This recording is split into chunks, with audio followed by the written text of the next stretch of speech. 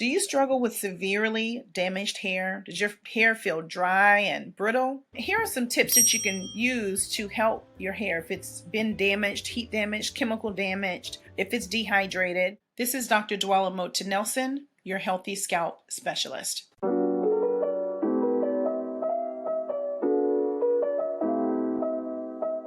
I always recommend that if you have severely damaged hair, that you seek a hair care specialist or a professional or a cosmetologist who's able to look at your hair and help you to get your hair back to a healthy state. I always think that it's important to keep your hair protected when you're swimming in pools, when you're out in the elements. If you're going to be in very hot heat, that you keep your hair covered if you can. If you're going to be in very cold temperatures, that you also cover your hair.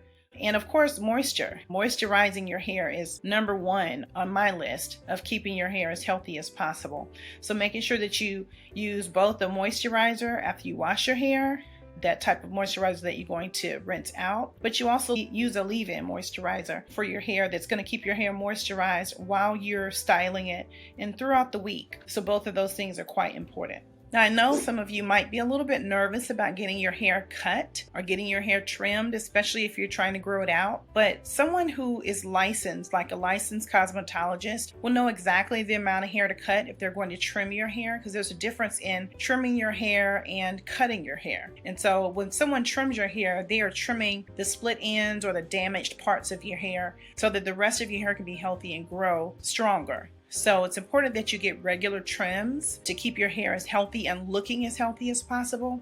Now, our question today, of course, was how do we strengthen our hair and get it as healthy as possible? Growing your hair is something completely different than strengthening your hair. So if you're going to try your best to grow your hair, you want that scalp to be nice and healthy.